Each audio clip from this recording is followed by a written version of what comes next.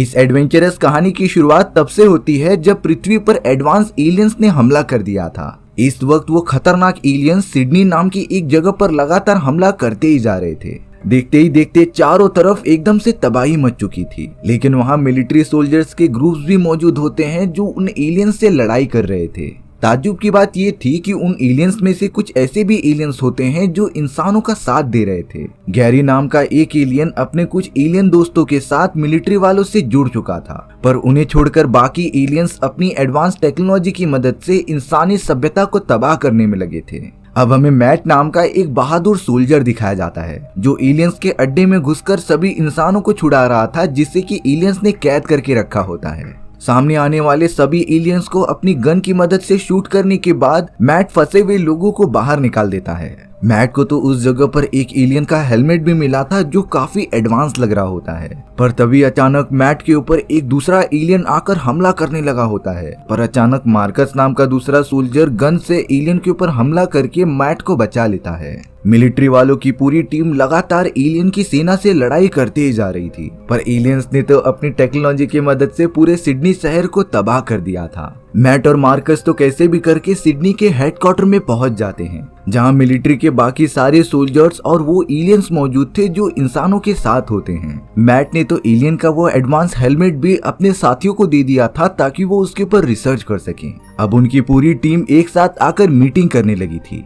यहाँ गैरी जो एक अच्छा एलियन था वो एमिलिया नाम की एक सोल्जर को कुछ बताता रहता है। गैरी के हिसाब से हम सभी एलियंस का एक मेन लीडर है और वो पृथ्वी पर आने की कोशिश कर रहा है रेनफॉल नाम के एक प्रोजेक्ट के लिए। एमिलिया और किसी को भी नहीं पता होता कि आखिर ये रेनफॉल प्रोजेक्ट है क्या। अब्राहम नाम का एक सोल्जर ये बता रहा था कि एलियंस ने हमारे मिलिट्री के बाकी बेस कैंप डिस्ट्रॉय कर दिए हैं और अब हमारा सिर्फ ये सिडनी वाला बेस कैंप ही बचा है, इसीलिए हमें सारे सिविलियंस और बचे हुए लोगों को लेकर एक सेफ जगह पर निकल जाना पड़ेगा। लेकिन एमिलिया फोकस करती है रेनफॉल प्रोजेक्ट के बारे में और जानने के लिए, लेकिन कैप्टन इस वक्त यही फोकस कर रहे थे कि ज्यादा से ज्यादा लोगों की जान बच जाए। अब यहाँ मैट ने डिसाइड किया कि वो गैरी के साथ जाकर इस रेनफॉल प्रोजेक्ट के बारे में पता लगाएगा। ये सारा काम कैप्टन से छुपा कर किया जा रहा था, इसीलिए गैरी मैट के साथ जाने के लिए सारी वेपन्स और सारी जरूरत के सामान रखने लगता है। उन दोनों को ये पता था कि उनका सफर इजी नहीं होने वाला, एलियन जरूर उनके ऊपर हमला करेंगे और रोकने की कोशिश करेंगे।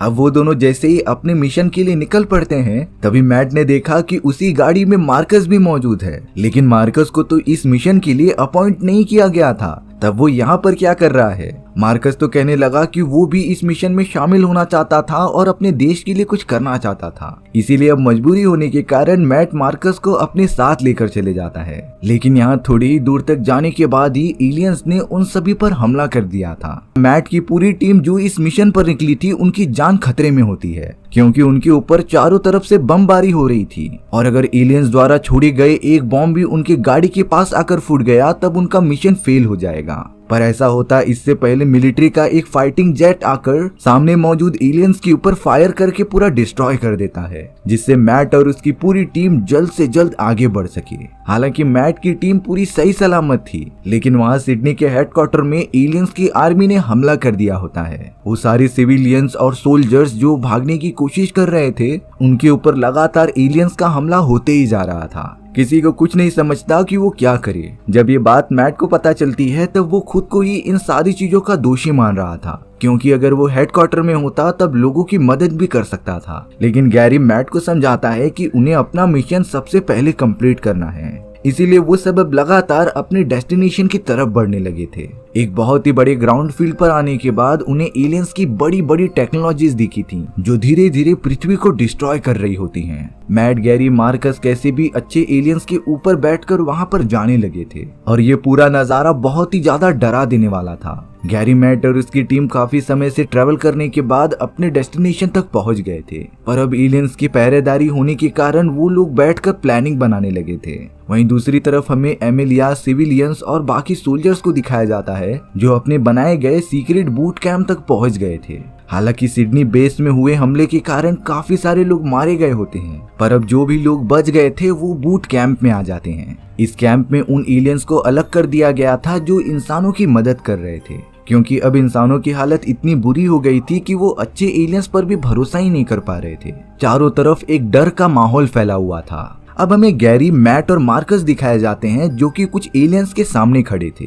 उन्हें कैसे भी करके एलियंस की नजर में ना आए हुए यहाँ से बाहर निकलना होगा। इसीलिए गैरी अब खुद ही उन एलियंस के पास चला जाता है क्योंकि वो उसे कुछ नहीं करेंगे। गैरी एलियन से कहने लगा था कि उसने कुछ इंसानों को झाड़ियों के पीछे देखा है। जैसे ही वो दोनों एलियंस उस तरफ बढ़ते हैं तभी गैरी ने पीछे से एलियंस को गोली मार दी थी और अब गैरी उन्हीं की स्पेसशिप लेकर आगे बढ़ने लगता है। मैट भी किसी और एलियन के स्पेसशिप के नीचे था जो लगातार अपने डेस्टिनेशन की तरफ आगे बढ़ता रहता है। मैट की पूरी टीम इसी तरीके से अपने सामने आने वाले एलियंस को मारते जा रही थी, यानी कि अब उनके पास डेस्टिनेशन तक पहुंचने के लिए स्पेसशिप मौजूद होती है। अब हमें बूट कैंप में हायस नाम का एक सोल्जर दिखाया जाता है जिसकी बॉडी पर अजीब तरीके के निशान बने हुए थे। हायस पता नहीं क्यों कुछ दिनों से अजीब बिहेव भी कर रहा था। अब वो लीना नाम की अपनी एक दोस्त के पास चला जाता है। लीना से थोड़ी बातें करने पर हमें ये पता चला कि लीना की भी बॉडी पर वो सेम निशान मौजूद हैं जैसे कि हाइस के बॉडी पर मौजूद थे। दरअसल उन दोनों को ही एलियंस ने किडनैप कर लिया था और उन्हें अलग अलग तरीके से काफी ज्यादा टॉर्चर किया। हालांकि ये बात सभी को पता थी, लेकिन किसी को ये आइडिया ही नहीं था कि हायस और लीना उनके अगेंस्ट हो जाएंगे। यहाँ एमिलिया को तो हायस पर शक होना भी स्टार्ट हो गया था, इसीलिए एमिलिया हायस पर लगातार नजर रख रही थी। अब दूसरी तरफ मैट, मार्कस और गैरी आग जलाकर थोड़ा सा आराम कर रहे थे। उन्हें इस बात की खुशी हो रही थी कि वो अपने मंजिल के बहुत ही ज्यादा क्लोज हैं। पर तभी अचानक वहाँ काफी तेजी से आवाज आने लग जाती है और अब देखते ही देखते एलियंस का बनाया गया एक बहुत ही बड़ा मॉन्स्टर मैट की पूरी टीम के ही सामने आ गया था। उस एलियन मॉन्स्टर के बड़े बड़े पंजे थे जिससे कि वो सभी पर हमला करते जा रहा था। साथ ही साथ वहाँ एलियंस भी आ जाते हैं जो मैट की टीम पर हमला करते जा रहे थे।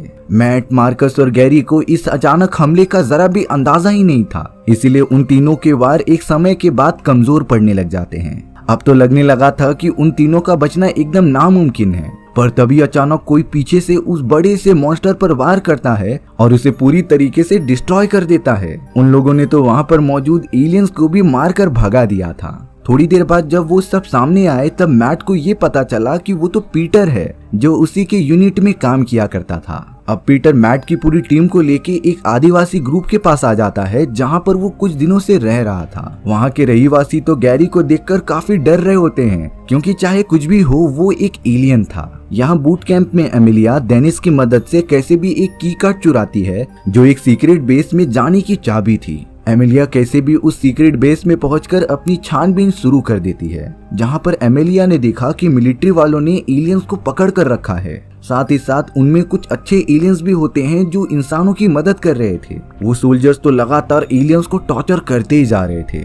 एमिलिया तो ये सारी चीजें देख ही नहीं पाती। एमिलिया को तो ये सारी चीजें देखकर सहन ही नहीं हो रहा था। पर अब एमिलिया को जैसे ही एहसास होता है कि कुछ रिसर्चर्स उसके पास आ रहे हैं, वो जल्दी ही ऐसी जगह पर चली गई थी जो और भी ज्यादा जमीन के अंदर था। अब दूसरी तरफ आदिवासी कबीले में मैट और उसके सभी दोस्त रुके हुए थे, लेकिन आदिवासी के पूरे लोग एलियन से काफी नफरत करते थे। इसीलिए वो चाह रहे होते हैं कि गैरी यहाँ से चले जाए, नहीं तो वो उन्हें मार देंगे। मैट गैरी को बचाते हुए सभी को रोकता है। इसीलिए अब मैट ने डिसीजन ले लिया था कि वो सुबह होते ही यहाँ से निकल जाएंगे, क्योंकि उन्हें कैसे भी करके अपने मिशन को खत्म भी करना है।